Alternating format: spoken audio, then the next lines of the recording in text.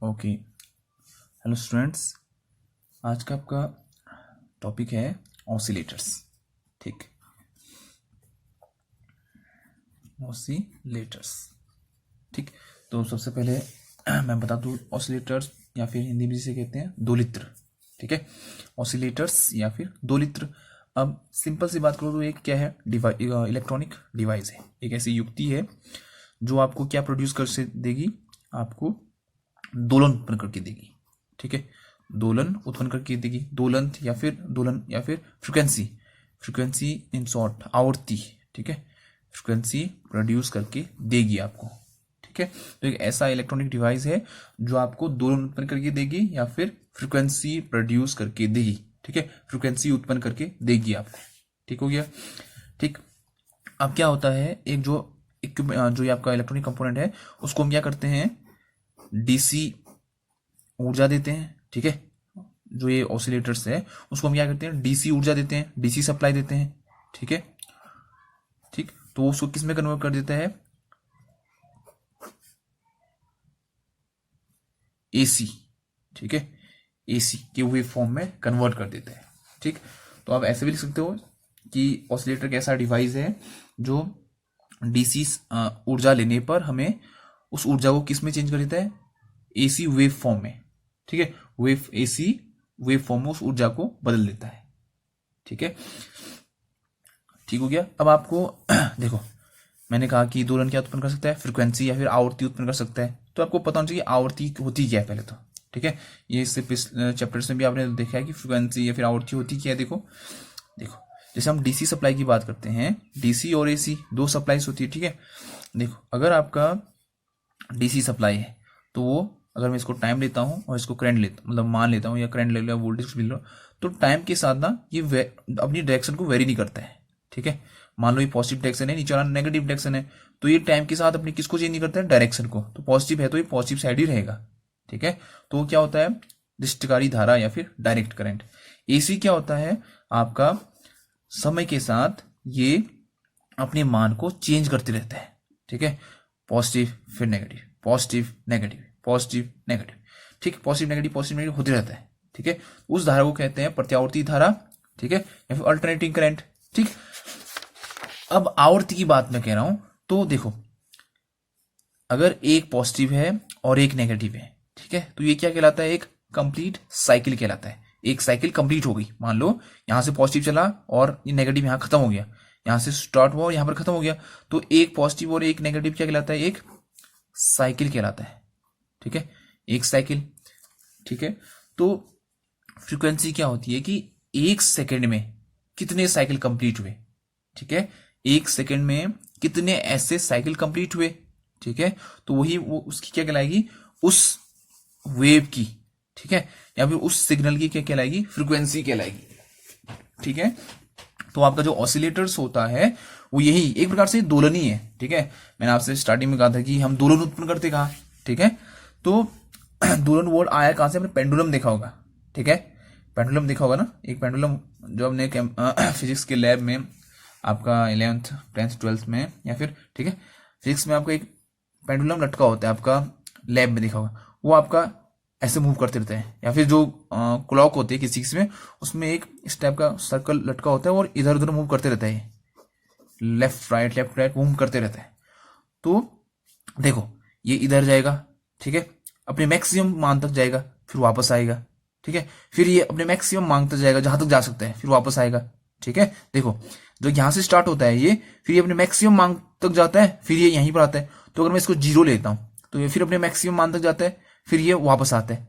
तो वही आपका वेव भी वही करता है। देखो पहले एक साइड जाएगा मैक्सिमम मान तक, फिर वापस आता है जहां से, मतलब अगर उसको बेस लो तो यहाँ पर, फिर वो दूसरी साइड मैक्सिमम मान तक जाता है, फिर वापस आता है। ठीक है, जैसे अगर मैं यहां से स्टार्ट करता हूँ, ये पॉइंट, ये गया अपने मैक्सिमम मान तक, ये गया अपने मैक्सिमम मान तक। ठीक है, फिर ये वापस आएगा, फिर ये वापस आएगा नीचे। ठीक है, ये बेस लाइन है ना, देखो यहां से स्टार्ट हुआ था, यही बेस लाइन अगर मानो तो वापस आ गया।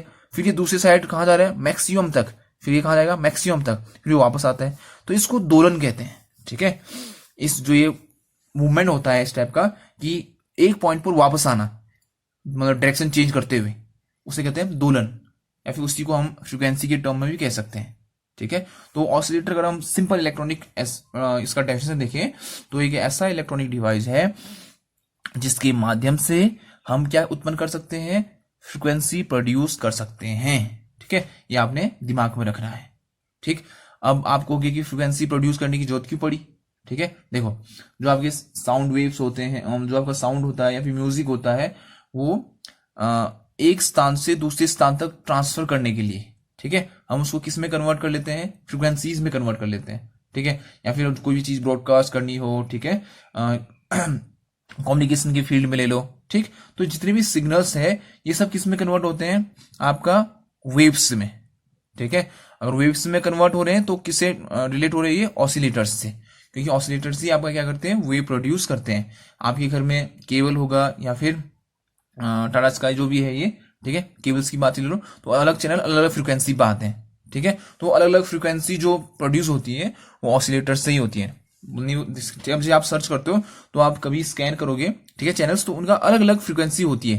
ठीक है, इस फ्रीक्वेंसी पे ये आएगा, इस फ्रीक्वेंसी पे ये आएगा। ठीक, रेडियो ले लो आप, रेडियो में क्या करते हो, स्कैनिंग तो करते हो ना एक प्रकार से, जो 93.9 FM या फिर अलग अलग, वो उनकी रेंज है। ठीक है, उस फ्रीक्वेंसी की रेंज है, इतनी फ्रीक्वेंसी करके, वो अलग अलग फ्रीक्वेंसी है। अब उतनी फ्रीक्वेंसी पर आ रहा है तो उनको जनरेट भी तो किया होगा ना, जो आप वहां से जो ट्रांसमिट हो रहा है, जो स्टेशन है वहां से जो साउंड आया उसको तो हमने वेव में चेंज किया। तो वेव में चेंज करने के लिए या फिर वेव बनाने के लिए हमारे पास क्या होना चाहिए, डिवाइस होना चाहिए। तो उसी डिवाइस को हम क्या कहते हैं, ऑसिलेटर्स या फिर दोलित्र। ठीक है, तो सिंपल से आपने याद रखना है कि ऑसिलेटर्स क्या है, एक ऐसा डिवाइस है जिसको आप डीसी ऊर्जा प्रदान करोगे और वो आपको उसको एसी वेव फॉर्म के रूप में चेंज करके देगा। ठीक है, तो ये आपका दोलित्र का हल्का सा डेफिनेशन ठीक हो गया। अब देखो आप अल्टरनेटर्स भी हम क्या करते हैं, अल्टरनेटर भी हम सप्लाई देते हैं, उसको विद्युत ऊर्जा देते हैं। सॉरी, अल्टरनेटर्स जो होते हैं वो क्या होते हैं, हम उसको वो देते हैं यांत्रिक ऊर्जा, मैकेनिकल एनर्जी। ठीक है, अल्टरनेटर्स को, ठीक है, एसी जनरेटर को या फिर अल्टरनेटर्स को, आगे आपका चैप्टर है ये। तो अभी थोड़ा सा देखो, अल्टरनेटर्स भी फ्रीक्वेंसी उत्पन्न करते हैं लेकिन कम मान की। ठीक है, लेकिन अगर हाई मान की फ्रीक्वेंसी हमें जनरेट करनी है तो हम किससे करेंगे, ऑसिलेटर से ही। ठीक है, देखो कभी कभी एग्जाम में पूछते हैं कि वेव प्रोड्यूस करने किससे किया जाता है, तो क्या होता है, ऑसिलेटर का नाम नहीं दिया, अल्टरनेटर लिखा हो, तो अल्टरनेटर से भी फ्रीक्वेंसी जनरेट होती है लेकिन लो वैल्यू की, लो मान की। ठीक है, तो अगर हाई वैल्यूज की आवृत्ति आपको जनरेट करनी है तो आपको क्या चाहिए, ऑसिलेटर्स। ठीक, तो देखो इससे पहले हमने क्या पढ़ा था, एम्पलीफायर पढ़ा था। ठीक है, एम्पलीफायर पढ़ा था। ठीक, तो देखो दोनों में डिफरेंस देखना। ठीक है, आपका ये एम्पलीफायर है ए और ये आपका ऑसिलेटर है दोलित्र। ठीक है, इसको हमने डीसी सप्लाई भी दिया था। अगर आपको हल्का सा याद है तो थोड़ा रिवाइंड करो अपने दिमाग को, जब मैंने आपको एम्पलीफायर्स पढ़ाए थे। ठीक है, तो एम्पलीफायर्स में क्या था, आपका एक जगह हमने वोल्टेज डिवाइडर बाइसिंग की थी या फिर फिक्स्ड बाइस बाइसिंग की थी। ठीक है, मतलब किसको, क्यू पॉइंट को फिक्स करने के लिए, अगर मैं उसकी बात करूं एम्पलीफायर की ना, तो क्यू पॉइंट को फिक्स करने के लिए हमने क्या किया था, बाइसिंग किया था। ठीक है, बाइसिंग को किससे सप्लाई दिया था, डीसी सप्लाई दिया था। ठीक है, कॉमन एमीटर, आप थोड़ा सा रिमाइंड करके देखो अपने दिमाग में। तो जो मैंने बाइसिंग यूज की थी, बाइसिंग क्यों थी, ताकि हमारा क्यू पॉइंट फिक्स रहे, तो वहां डीसी सप्लाई दिया था, तो इसको डीसी सप्लाई भी दिया था हमने। ठीक है, किसको, एम्पलीफायर को। और हमने फिर यहां से इनपुट भी दिया था, इनपुट सप्लाई भी दिया था। ठीक है, तब आपको क्या मिलता था, आउटपुट मिलता था। ठीक है, आउटपुट सिग्नल मिलता था तब। ठीक है, आपने क्या करते थे, इनपुट देते थे और डीसी सप्लाई भी देते थे, तब जाके आपको क्या मिलता था, आउटपुट सिग्नल मिलता था। किसकी बात करूं, अगर एम्पलीफायर की। ठीक है, आप यहां से इनपुट दोगे, ठीक है, और यहां बाइसिंग की होगी, डीसी सप्लाई भी दिया होगा और उसको एम्पलीफाई करके आपको आउटपुट में प्रदान करेगा। ठीक है, और एक बार एम्पलीफाई लगा तो एक बार क्या करता है, ये फेज शिफ्ट करता है। ये सब हमने पीछे देखा हुआ है। ठीक है, बस आप इतना समझो कि इनपुट देना पड़ता है और आपको डीसी सप्लाई भी देना पड़ता है, किसमें, एम्पलीफायर में, और आपको आउटपुट सिग्नल प्रदान होगा। ठीक, लेकिन ऑसिलेटर्स में क्या होता है, सिर्फ आपको क्या देना पड़ता है, डीसी सप्लाई देना पड़ता है बस, और आपको क्या मिलेगा, आउटपुट सिग्नल प्राप्त होगा। ये दोनों में डिफरेंस है। ठीक है, देखो वेव यहां भी मिल रहा है आपको। ठीक है, एम्पलीफायर में देखो आपने एसी सप्लाई दिया, ठीक है, डीसी बाइसिंग की थी, तो आपको आउटपुट सिग्नल मिला। इनपुट सिग्नल दिया आपने, इस सिग्नल को इसने एम्पलीफाई किया और डीसी भी लगा था, डीसी की वजह से क्या होगा, क्यू पॉइंट फिक्स होगा। ठीक है, बाइसिंग की थी, बाइसिंग क्यों की थी, क्यू पॉइंट को फिक्स करने के लिए, तो या फिर ऑपरेटिंग पॉइंट जिसे कहते हैं, और आपको आउटपुट मिला एम्पलीफाई होके।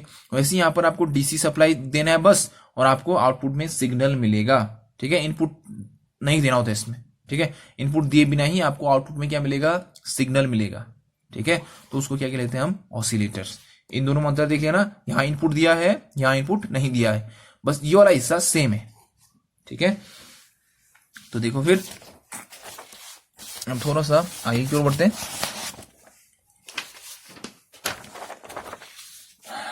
ठीक है, अब इसका जो सर्किट होता है, देखो क्या लगा होता है एक एम्पलीफायर ही है। ठीक है, एक एम्पलीफायर है। ठीक है, हम वही कॉमन एमीटर जो यूज किया था एम्पलीफायर, वो है वही, बस इसको थोड़ा सा इसका कंस्ट्रक्शन अलग किया गया है। ठीक है, जिससे हमें क्या मिले, आपका आउटपुट जो है अच्छा मिले। ठीक है, तो देखो ये आपका क्या है, एक एम्पलीफायर है, इसका गेन मान लो क्या है, ए है। ठीक है, इसका गेन कितना मैं अंदर लिख देता हूँ। ठीक है, एक प्रकार का एम्पलीफायर है जिसका गेन क्या है, ए है। ठीक है, ये आपका आउटपुट है। ठीक, ये आपका इनपुट सिरा है। ठीक, ये जुड़ा हुआ है नीचे फीडबैक से। ठीक है, अब ऑसिलेटर्स में एक फीडबैक सर्किट भी होता है। ठीक है, हम जो ऑसिलेटर्स होते हैं उसके आउटपुट को कंट्रोल करने के लिए फीडबैक भी यूज करते हैं। ठीक है, अब फीडबैक क्या होता है, देखो वही अब मैं बताने जा रहा हूं आपको। मान लो ये एक एम्पलीफायर है, इसका आउटपुट था। ठीक है, ये इस एम्पलीफायर का आउटपुट है। ठीक है, तो देखो आपने क्या किया, ये आउटपुट है और इसका गेन मैंने क्या माना है, ए माना है। तो ये गेन होता क्या है, मैंने आपको इससे पहले बताया था, गेन होता क्या है, गेन इज इक्वल टू होता है जो आउटपुट होता है वो और जो आपने इनपुट दिया है उसका रेशियो। ठीक है, जैसे हमने करंट गेन निकाला। ठीक है, सभी कॉमन एमीटर कॉमन बेस में हमने सभी गेन ही पढ़े हुए हैं। ठीक है, तो गेन कॉमनली होता क्या है, आउटपुट में जो आपको मिल रहा है, आउटपुट जो मिल रहा है उसका और जो आपने इनपुट दिया उसका रेशियो क्या कहलाता है, गेन कहलाता है। तो वी आउटपुट कितना निकलेगा यहां से, फिर देखो ए बराबर, ये ए गेन मान रखा है। ठीक है, ए इक्वल टू क्या, वी आउटपुट अपॉन वी इन। तो अगर मुझे वी आउटपुट चाहिए तो क्या होगा, वी इन मल्टीप्लाई ए, ये तो होगा ना, जितना आप इनपुट दोगे उससे आप किसको इनटू कर दोगे, गेन को, इस एम्पलीफायर के गेन को, तो आपको आउटपुट मिल जाएगा। ठीक है, अब मैंने क्या करके देखो यहां पर इस आउटपुट को सीधे इस सर्किट से जोड़ दिया है। ठीक है, मान लो इस कॉम्बिनेशन का जो गेन है वो है बीटा, जो बी मान लेते हैं। ठीक है, बी मान लेते हैं। ठीक, अब इसका जो आउटपुट होगा ना, यहां से जो बाहर हो जाएगा, ठीक, वो मान लेता हूं मैं V final output V F.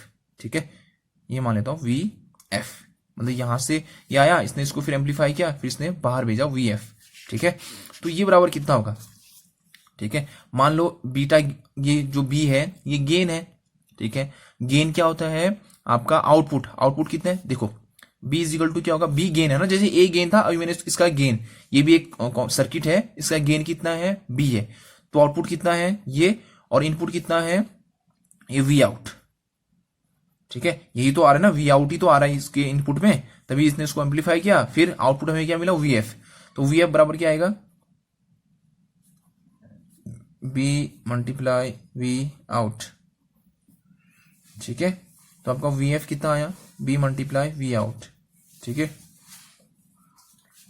तो वी आउट की वैल्यू कितनी आई, वी आउट की वैल्यू कितनी लिखी हमने, वी मल्टीप्लाई ए। ठीक है, तो वी एफ बराबर कितना है आपका, ये पॉइंट। ठीक है, वी एफ मतलब यहां से जो आउटपुट वी एफ है, तो यहां जाके कहां जुड़ा हुआ है, इस इनपुट से। ठीक है, तो वी एफ बराबर कितना आएगा, इसका गेन मल्टीप्लाई इसमें जितना इनपुट हुआ था मल्टीप्लाई ऊपर वाले एम्पलीफायर का गेन। ठीक है, और इसको लिखना चाहूं तो मैं A B V I N. ठीक है, वी एफ इजिकल टू, ठीक है, समझ में आ रहा ना आपको क्वेश्चन। ठीक है, ये समझ में आएगा तब आगे जो फीडबैक है पॉजिटिव नेगेटिव वो समझ में आएगा। ठीक है, हमने क्या किया, एक सर्किट लिया है, उसमें एक एम्पलीफायर लगा था। ठीक है, एक एम्पलीफायर लगा था, उसका आउटपुट मैंने इस सर्किट से जोड़ दिया है। ठीक है, और इसका गेन कितना है बी, और इसका गेन कितना है ए। ठीक है, ये है इनपुट सिरा, ये वाला है इनपुट सिरा। ठीक, अब देखो जो वी आउटपुट था उसको मैंने निकाल लिया वी इन मल्टीप्लाई ए। ठीक है, क्योंकि हमें पता है कि गेन बराबर क्या होता है, आउटपुट अपॉन इनपुट। तो इस रेश यहां मैंने फॉर्मूला लिखा, इसको सॉल्व करके वी आउटपुट निकाल V output is equal to V in multiply A. फिर ये सीधे कहा गया इसके इनपुट में, यहां इनपुट हुआ, फिर इसका क्या निकलेगा आउटपुट। आउटपुट मान रखा है मैंने वी एफ, तो वी एफ बराबर क्या होगा, फिर वही इसका गेन अगर वी है तो रेशियो क्या होगा, आउटपुट बट्टे जितना इसको इनपुट मिला है, इनपुट कितना मिला है वी आउट, ये वी आउट ही इसके इनपुट में जा रखा है। ठीक है, फिर हमने क्या किया, वी आउट का जो मैंने फॉर्मूला लगाया था उसको लिख दिया। तो अब जो आपका यहां से इनपुट हो रखा है, ये इसके जो वी एफ है, मतलब जो इसने बाहर दे रखा है, और जो इस एम्पलीफायर को अब इनपुट मिल रहा है वो कितना मिल रहा है, V F is equal to A B multiply V I N, और इस ए बी को कहा जाता है लूप गेन। ठीक है, ये बहुत इंपॉर्टेंट है कि जो सर्किट होता है उसमें लूप गेन क्या होता है, तो ये एक लूप है। देखो यहां से आउटपुट आया, इसी आउटपुट को इसने इसके इनपुट में दोबारा से जोड़ दिया, तो ये क्या है, एक प्रकार का लूप है। ठीक है, और इस लूप का लूप गेन ये है ए बी। ठीक है, तो ये ए बी क्या कहलाएगा, लूप गेन इस सर्किट का। ठीक है, जो मैंने सर्किट ड्रॉ किया है इसका जो लूप गेन कहलाएगा वो कहलाएगा ए बी। ठीक है, अब देखो अगर, ठीक है ध्यान से सुनना, अगर इफ, आपने कहानी तो सुनते जाना है, इफ ए और बी, ए बी की वैल्यू लेस देन 1 है। ठीक है, अगर ए बी की वैल्यू लेस देन 1 है तो आपको जो वेव मिलेगा ना वो कैसा मिलेगा, डैम्प्ड। डैम्प्ड मतलब ऐसे आपका वेव मिला तो ये धीरे धीरे कम होते जाते हैं, कम कम डैम्प्ड। ठीक है, धीरे धीरे कम होते रहेगा। ठीक है, पहले मिला धीरे धीरे धीरे कम होते रहेगा, लास्ट में फिर 0 हो जाएगा। ठीक है, अगर कब, जब ए बी की वैल्यू लेस देन 1 है। ठीक है, अगर ए बी की वैल्यू ग्रेटर देन 1 है तब आपको क्या मिलेगा, देखो आपका जो वेव है वो ऐसे इंक्रीज करते रहेगा। ठीक है, ऐसे ऐसे धीरे धीरे करते हुए आपका ठीक इंक्रीज करते रहेगा। ठीक है, अगर आपका ए बी की वैल्यू जो लूप गेन है लेस देन 1 है, 1 से कम है, तो जो आपका वेव का जो सिंबल है, वेव जो बनेगा आपका, ठीक है, वो इस टाइप का बनेगा, इसे कहते हैं डैम्प्ड। ठीक है, डैम्प्ड मतलब धीरे धीरे इसने कम होते जाना है।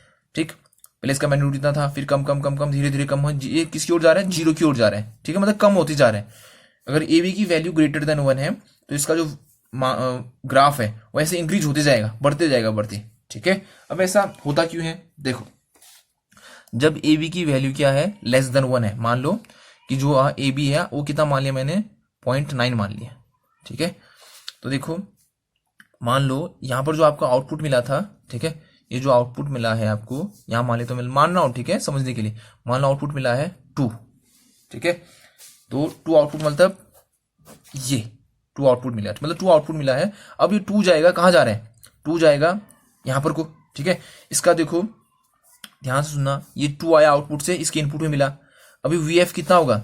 ठीक है, और पहले तो यहां पर अच्छे से समझाता हूं। ठीक है, मान लो V out is equal to कितना है, 2 वोल्ट। ठीक है, और आपका ए बी की वैल्यू या फिर जो लूप गेन है वो कितना है आपका 0.8। ठीक है, क्यों, क्योंकि यहां पर मैं मान रहा हूं कि जो ए बी है वो लेस देन 1 है। ठीक है, तो आपको इनपुट कितना मिलेगा। ठीक है, देखो ध्यान से, पहले कितना आ रहा था, 2 वोल्ट आ रहा था, तो आपका जो वेव था वो इस टाइप से आया। ठीक है, ये आपका वेव मिला। ठीक है, 2 वोल्ट में, फिर अब आपका जो ये वी एफ है, ठीक है, क्योंकि जो 2 वोल्ट यहां मिला आपको वो कहां जाएगा, यहां जाएगा, फिर वो 2 किसके साथ इंटू होगा, 8 के साथ, 0.8 के साथ, तो कितना आएगा 1.6 आया। 1.6 कहां जाएगा, अब इनपुट में जाएगा, उसको ही एम्पलीफाई करेगा और वही आपको आउटपुट में मिलेगा। तो आपका अब आउटपुट में कितना मिल रहा है 1.8, तो थोड़ा कम मिलेगा। ठीक है, क्यों, क्योंकि 0.8 से आप मल्टीप्लाई करते जाओगे ना, ठीक, 0.8 से मल्टीप्लाई करते जाओगे तो कम होते रहेगा वो सिग्नल, कम होते होते लास्ट में 0 की ओर बढ़ते रहेगा। ठीक है, तो इसे कहते हैं डैम्प्ड ऑसिलेशंस। ठीक है, डैम्प्ड दोलन, समझ में आ रहा है। ठीक है, कि ए बी की वैल्यू जब कम होगी, क्योंकि ना देखो ए बी की वैल्यू लेस होने से वो 0.8, 0.9, ठीक है, 0.7, ठीक ऐसा होगा।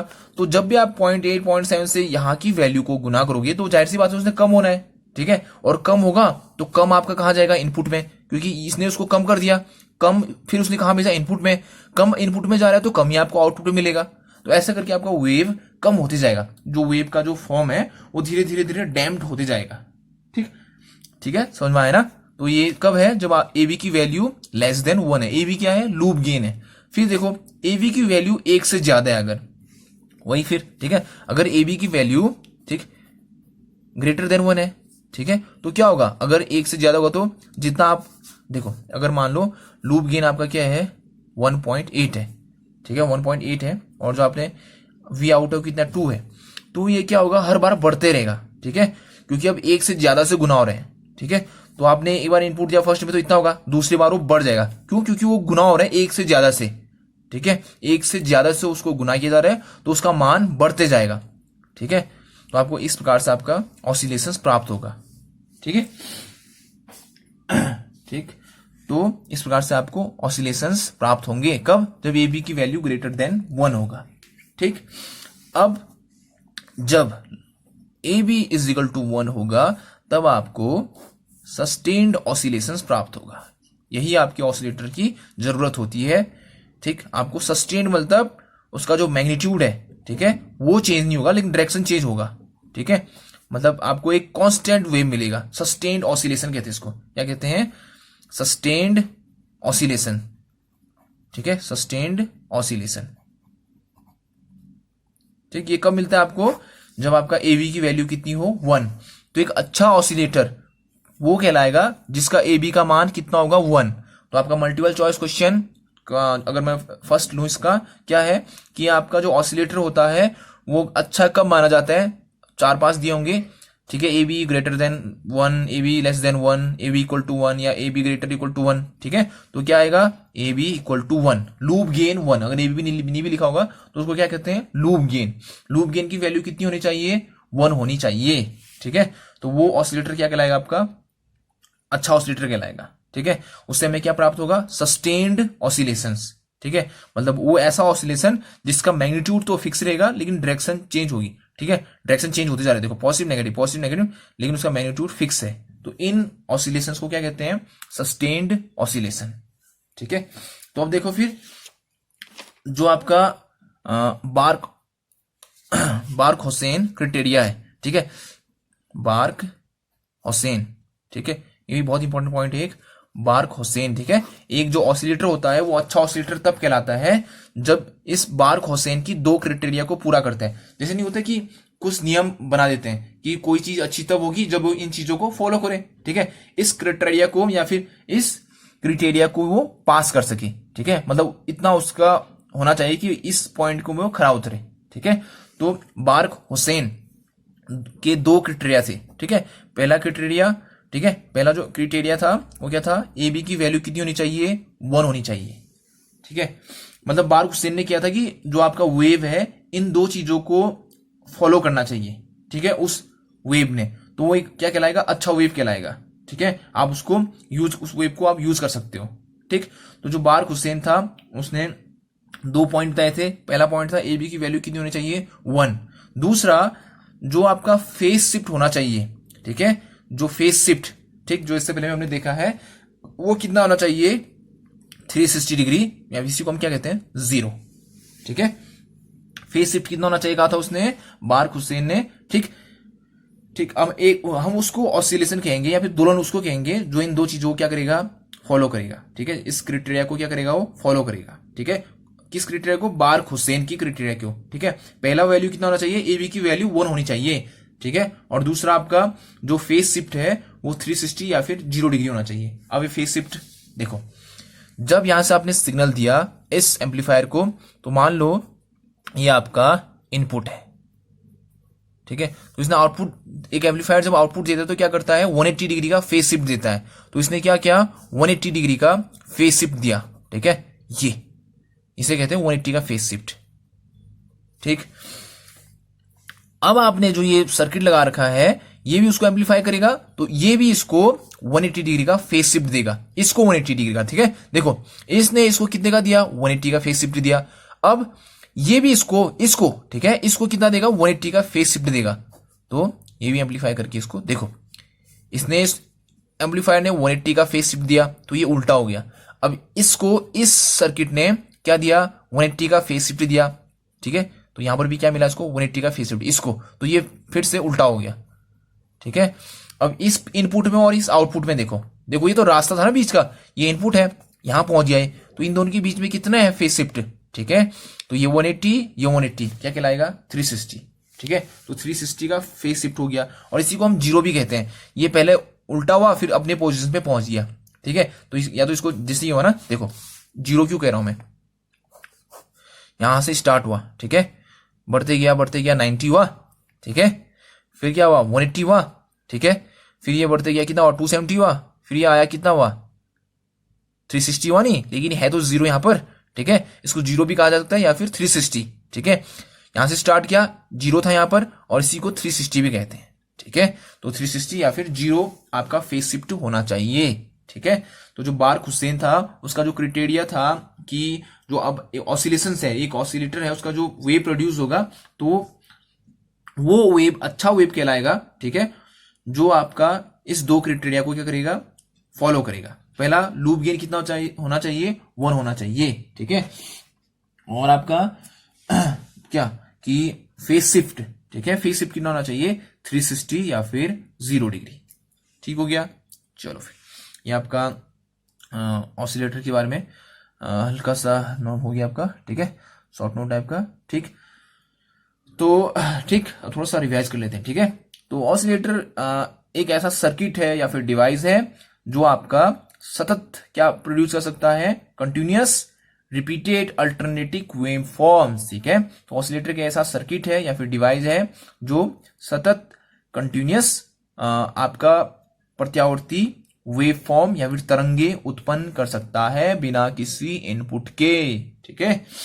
तो ये आपने याद रखना है, ठीक है। या फिर ये DC current, DC form energy को आप किस में कन्वर्ट सकता है, एसी वेव फॉर्म में कन्वर्ट कर सकता है, ठीक है, ठीक है। तो यहाँ याद रखना आपने कि ऑसिलेटर एक ऐसा डिवाइस है जो यूनिडायरेक्शनल करंट फ्लो, जिसे हम डीसी कहते हैं, ठीक है। अलग अलग बुक में आपको अलग अलग इसकी डेफिनेशन मिलेगी, तो आपने बस इतना याद रखना है कि एक ऐसा डिवाइस है जो यूनिडायरेक्शनल एक ही दिशा में बहने वाली विद्युत धारा को किस में चेंज कर सकता है, एसी वेव फॉर्म में चेंज कर सकता है, ठीक हो गया। अब इसमें होता है एक दो प्रकार के फीडबैक यूज करते हैं, ठीक है। देखो ये जो मैं लूप की बात कर रहा हूं ना, देखो आउटपुट को कहां जोड़ा गया है, सीधे इनपुट से, तो यही क्या कहलाता है आपका, ठीक है। आउटपुट का कुछ हिस्सा आपका इनपुट से जोड़ना क्या कहलाता है, आपका फीडबैक कहलाता है, ठीक है। आउटपुट का कुछ हिस्सा किसी सर्किट के द्वारा इनपुट से जोड़ना क्या कहलाता है, आपका फीडबैक कहलाता है। और फीडबैक कितने प्रकार के होते हैं, एक आपका हो गया पॉजिटिव फीडबैक, एक हो गया आपका नेगेटिव फीडबैक, ठीक है। दो प्रकार के होते हैं। अगर मान लो ये मैं हल्का सा समझाता हूं आपको, अगर आपका जैसे ये आपने सिग्नल दिया है, ठीक है, इस एम्पलीफायर ने उसको क्या किया, उसको एम्पलीफाई किया, तो कितने का शिफ्ट आया, 180 डिग्री का फेज शिफ्ट आया, ठीक है। इसने इस जो आपका ये सर्किट है यहाँ पर, ये लूप वाला, इसने भी उसको क्या किया, एम्पलीफाई किया, और यहां पर भी क्या आया, आपका फेज शिफ्ट हुआ 180 डिग्री का, ठीक है। अब आप ध्यान से देखो, ये और ये एक ही फेज में नहीं है, या फिर सेम लग रहे नहीं आपको, भले इसका मैग्नीट्यूड मान ज्यादा हो, इसका मान कम हो, लेकिन ये है तो सेम ही, ये ऐसा है, दूसरा भी ऐसा ही है, तो ये इसमें जाके ऐड हो जाएगा, ये सेम फेज में है, ये सेम फेज में है। तो अगर आपका जो इनपुट में जो आपको सर्किट से लूप गेन से जो प्राप्त हो रहा है, ठीक है, जो आपने सर्किट यूज किया है, ठीक है, जो आपने आउटपुट से जो सर्किट यूज कर रखा है, वो इनपुट के सर्किट में जाके अगर जुड़ता है, ठीक है, कब जुड़ेगा, जब वो सेम फेज में होंगे, ठीक है। समझना आपको, देखो ये आपका ऐसा है, दूसरा भी ऐसा ही है, तो अगर दोनों सेम फेज में होंगे तो ये आपस में क्या होंगे, जुड़ जाएंगे, ठीक है। तो ये कैसा फीडबैक कहलाएगा, पॉजिटिव फीडबैक कहलाएगा, ठीक है। अगर इस सर्किट ने जो फेज शिफ्ट है उसको कैसा रहने दिया, ऐसा ही रहने दिया, ऐसा ही, ठीक है। आप ध्यान से देखो, ये इनपुट है, ये यहां पर इसके इसी की ओर जा रहा है, इस इनपुट की ओर, इस सर्किट जो लूप वाला, लूप गेन वाला सर्किट है, उसका जो आउटपुट है, उसका जो सिंबल है वो ऐसा है, मान लो ये, ठीक। चलो दूसरे उसमें देखते हैं, इसमें थोड़ा हौच-पौच हो जा रहा है,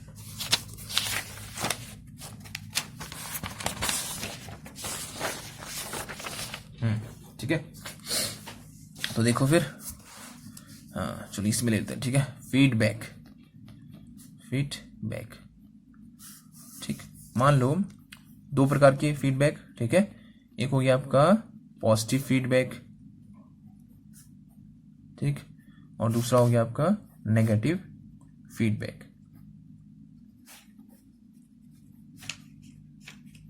ठीक है।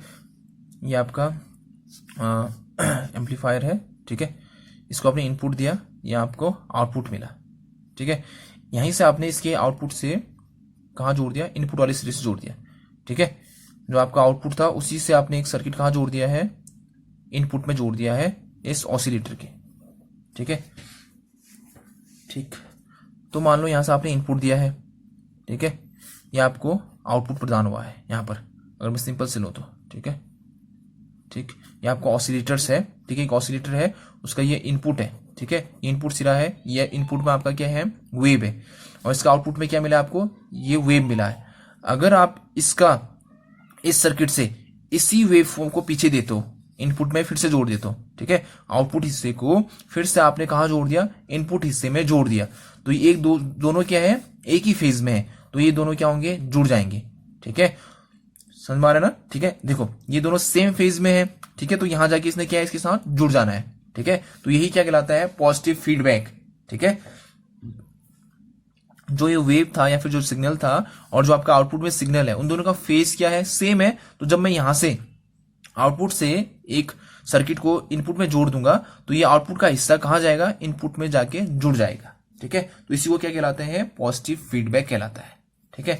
अब नेगेटिव फीडबैक किसे कहते हैं, ये आपका ऑसिलेटर है, ये आपने इनपुट दिया, ये आपका सिग्नल है, ये आपका सर्किट है, ठीक। ये आपका क्या मिला था, आउटपुट मिला था। आपने क्या किया, इस सर्किट के थ्रू, ये जो सर्किट है नीचे वाला, ठीक है, इस सर्किट में आपने इसको उल्टा कर दिया, ठीक है, ये, ठीक है, आपने इसको उल्टा करके कहां भेज दिया, इनपुट की ओर भेज दिया। ये अलग फेज में है, ये अलग फेज में है, तो क्या करेगा, ये इसको कम करने की कोशिश करेगा ना। देखो ध्यान से देखो, ये आपका इनपुट है यहां पर, और ये जो आप उसको दे रहे हो इस सर्किट के थ्रू, फीडबैक सर्किट के थ्रू, फीडबैक क्या है, ये है, ठीक है। ये हिस्सा इसको कैंसिल करने की कोशिश करेगा, या फिर ये हिस्सा इसको कैंसिल करने की कोशिश करेगा, कम करने की कोशिश करेगा, और ये वाला हिस्सा इस वाले हिस्से के को कैंसिल करने की कोशिश करेगा, तो जिसके कारण आपका ये इनपुट जो है वो कम होने लगेगा, ठीक है। देखो ये आपका इनपुट था, आपने फीडबैक दे रखा है, इस सर्किट के थ्रू फीडबैक इसको दिया है, तो ये इसका विरोध कर रहा है, क्यों, क्योंकि ये उसका उल्टा है, तो जो आपका इनपुट है वो क्या हो जाएगा, कम हो जाएगा, ठीक है। इसलिए इसको क्या कहते हैं, नेगेटिव फीडबैक, ठीक है, समझ में आया, ठीक है। दो प्रकार के फीडबैक हम ऑसिलेटर्स में यूज करते हैं, एक हो गया पॉजिटिव फीडबैक, एक हो गया नेगेटिव फीडबैक। अगर आपका ऑसिलेटर्स है, आपने इनपुट दिया है, और आपका जो आउटपुट है, आउटपुट, ठीक, और आउटपुट का जो सिरा आपने इनपुट में जोड़ रखा है, अगर आपका जो इनपुट है और जो आपने फीडबैक दे रखा है वो अगर एक ही फेज में है, तो वो क्या कहलाता है, पॉजिटिव फीडबैक कहलाता है। वो इनपुट के साथ जाके जुड़ जाता है, जिससे आपका जो आपका सिग्नल्स है वो उसका मैग्नीट्यूड बढ़ जाएगा, ठीक है। पॉजिटिव फीडबैक से क्या होगा, आपका सिग्नल्स का मैग्नीट्यूड बढ़ जाएगा, ठीक है। इसलिए इसको क्या कहते हैं, पॉजिटिव फीडबैक। क्यों बढ़ता है, क्योंकि इनपुट जो है और जो फीडबैक के थ्रू आपने दे रखा है सब सिग्नल, उनका फेज सेम होता है, और जिसके कारण से वो आपस में जुड़ जाते हैं, ठीक है। लेकिन नेगेटिव फीडबैक में क्या होता है, जो आपका फीडबैक का सर्किट है उसका जो फेज होता है वो, और जो इनपुट का फेज होता है वो क्या होता है, अलग अलग होता है, एकदम 180 के उसमें, ठीक है, 180 का फेज शिफ्ट होता है, ठीक है। तो 180 का फेज शिफ्ट क्या कर देता है, इनपुट का जो सिग्नल होगा उसके मैग्नीट्यूड को कम कर देता है, कम मतलब नेगेटिव, ठीक है। तो इसको हम क्या